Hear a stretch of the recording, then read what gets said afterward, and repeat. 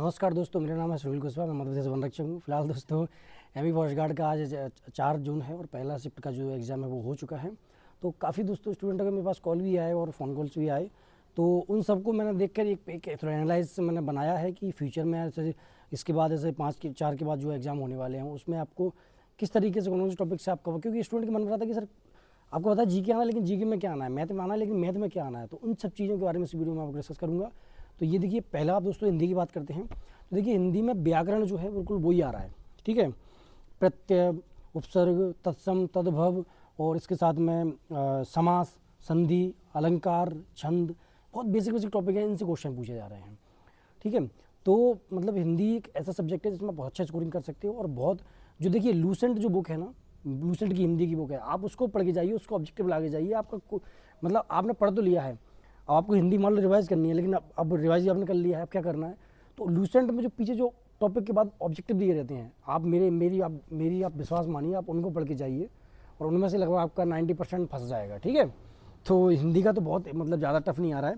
अब इंग्लिश का देखिए, मैंने वीडियो बनाया था पहले इंग्लिश के बारे में। इंग्लिश के वो टॉपिक आ रहे हैं जो पिछले साल पेपर में आए थे, जैसे कि टेंस बेसिस क्वेश्चन आ रहे हैं, ठीक है। इडियम फ्रेसेस के क्वेश्चन आ रहे हैं, कम से कम 2-3-4 क्वेश्चन।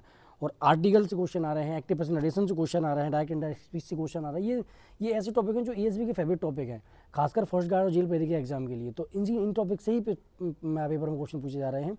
मतलब पुराने क्वेश्चन पेपर जो थे सेम टू सेम लगभग उसी के जैसे ही क्वेश्चन आ रहे हैं, ठीक है। थोड़ा बहुत आपका अंतर है। तो हिंदी और इंग्लिश के बारे में बता दिया कि स्टूडेंट को इंग्लिश में ज़्यादा दिक्कत आती है, क्योंकि इंग्लिश मीडियम से कम स्टूडेंट होते हैं।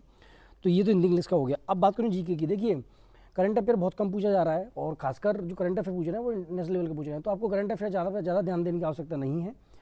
जो बेसिक जो जीके में है आपका, जैसे कि अभ्यारण्य है, नदियाँ हैं, राष्ट्रीय उद्यान हैं, कौन सी बुक किसने लिखी है, ठीक है। ये सब जो बेसिक टॉपिक हैं हमारे ज़िलों के बारे में, और स्टार्टिंग में जो बहुत सारे जो मतलब बेसिक टॉपिक थे उन सब के बारे में, कब ये बना था, कब क्या हुआ था, और हमारे सीएम कौन से सीएम कब रहे थे। तो ये सब बेसिक जो चीज़ें हैं वो आपको पढ़ के जानी है। इसका मतलब कहना ये चाह रहा हूँ, जो आपने जो भी बुक पढ़ी हो, चाहे कोई सी बुक हो, उस बुक में जो बहुत शॉर्ट में दिए रहते हैं वो आपको पढ़नी है। बेसिक जानकारी पढ़नी है, बहुत ज़्यादा डीप नहीं जाना आपको। डीप का मतलब ऐसा होता है, जैसे मान लीजिए कोई सीएम है, ठीक है, जैसे शिवराज सिंह चौहान जी सीएम रहे थे। अब उनके बारे में आप बहुत ज़्यादा विस्तार से पढ़ो, वो आवश्यकता पढ़नी है। वो कब से कब रहे थे, बस कितने उनका कार्यकाल था, कितने बार उनका कार्यकाल था, बस ये आपको पढ़ना है। तो इतनी बेसिक चीज़ें पढ़नी है, बहुत ज़्यादा आपको नहीं पढ़ना है, बिल्कुल बेसिक पढ़ना है। अब बात करूँ साइंस की। देखिए साइंस का बेटे वही दोस्तों बायो वाले क्वेश्चन थोड़े आ रहे हैं, पूछ रहे हैं। और अब बायो के स्टूडेंट, मुझे पता है कि यदि आपका मैथ अच्छा है तो आप बायो के स्टूडेंट, आपका बायो वीक रहता है। इसलिए बायो में क्या होता है दोस्तों, यदि आपका अच्छा है 12th में बायो थी तो बहुत अच्छी बात है। मेरी नहीं थी, मैं मैथ से था, तो मुझे बायो हमेशा टफ लगता था। तो साइंस का ये है कि आप जितने ऑप्शन ऑब्जेक्टिव लगा के जाइए। ईएसबी में जो पिछले साल जो और एग्जाम हुए थे, जैसे कि असिस्टेंट ग्रेड 3 का एग्जाम होता है, ग्रुप 3 का एग्जाम होता है, ग्रुप 2 का एग्जाम होता है, जिसमें साइंस पूछे जाते हैं, आप वो सारे क्वेश्चन रिवाइज करके जाइए। ईएसबी की एक खासियत है, वो किसी और पेपर के क्वेश्चन किसी और पेपर में डालता रहता है, या उससे रिलेटेड क्वेश्चन डालता रहता है। तो आपको ऐसे ये पढ़ के जाना साइंस का, ठीक है। बात करूँ दोस्तों लास्ट में मैथ की। तो देखिए मैथ जो है वो, उसमें एडवांस मैथ बहुत कम आ रहा है। मतलब एडवांस मैथ कम आ रहा है, इसका मतलब ये स्टूडेंटों के लिए थोड़ा सा ये सिंपल पड़ेगा, ठीक है। एडवांस मैथ स्टूडेंट के लिए टफ पड़ता है, एडवांस मैथ कम आ रहा है, मतलब अच्छी बात है। और टाइम एंड वर्क से क्वेश्चन आ रहे हैं, ठीक है। कार्य क्षमता से क्वेश्चन आ रहे हैं, साथ में दोस्तों लाभ एंड हानि से क्वेश्चन आ रहे हैं, सिंप्लीफिकेशन से क्वेश्चन आ रहे हैं, और औसत परसेंटेज, मतलब जो बेसिक आप लूसेंट की बुक में जो स्टार्टिंग में 5 से 10 टॉपिक होते हैं, इनसे कम से कम लगभग 70 to 80% क्वेश्चन आ रहे हैं, ठीक है। तो अब जैसे टेक्नोमेट्री वगैरह इन सबसे क्वेश्चन नहीं पूछे जा रहे हैं, क्योंकि थोड़ा सा स्टूडेंट को हार्ड लगता है, और एडवांस के आपको उसको के जैसा मानिए। तो आपको क्या करना है, आपको अंकगणित जो आपकी है वो आपको केवल वही पढ़ना है, उसी पर ध्यान देना है विशेषकर। और सिंप्लीफिकेशन वगैरह जो चीज़ें हैं, जैसे घातांक करनी है, सिंप्लीफिकेशन है, एलसीएम एचसीएफ, ये सब बेसिक टॉपिक, ये तो आपको हमेशा पढ़ के ही जाने हैं। तो दोस्तों ये मुझे लगा कि आपको बताना चाहिए, इससे आपको काफ़ी इंपॉर्टेंस मिलेगी और थोड़ा आइडिया लगेगा कि नेक्स्ट एग्जाम कैसे आने वाला है। बात करूँ दोस्तों नंबर की, बात करूँ कट ऑफ की, तो कट ऑफ दोस्तों जो है वो मतलब बहुत हाई फाई तो नहीं आने वाला, इस बार बता रहा हूँ, क्योंकि नेगेटिव मार्किंग है। और जितने भी स्टूडेंटों के मेरे पास कॉल आए, रिव्यू आए, 63-64 से ज़्यादा अभी तक उनका किसी का नंबर नहीं आया है पहली शिफ्ट में।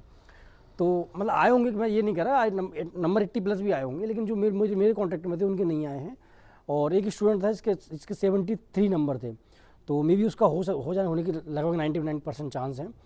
बाकी दोस्तों 65 नंबर पे भी तो सिलेक्शन मुश्किल है, क्योंकि नेगेटिव मार्किंग भले ही हो, लेकिन इतने कम नंबर पर सिलेक्शन होना काफ़ी मुश्किल होता है। लेकिन आप कोशिश करिए कि 70 प्लस आपके नंबर जाएँ, और मेरे हिसाब से कट ऑफ कम से कम 70 प्लस तो जाएगा ही।